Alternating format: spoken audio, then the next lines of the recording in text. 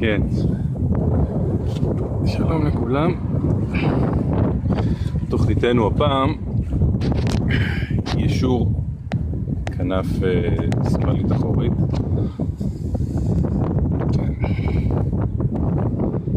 יישור גס, חלק תחתון פה מעוות למדי.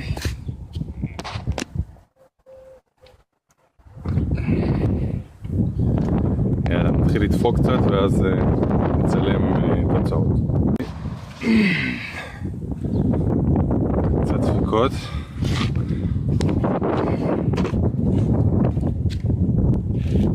השארנו את המעיכות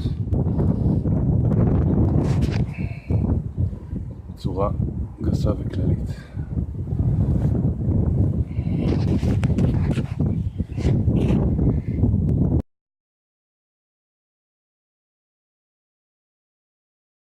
אוקיי, מה שאתם רואים כאן זה המשך עבודה על כנף אחורית.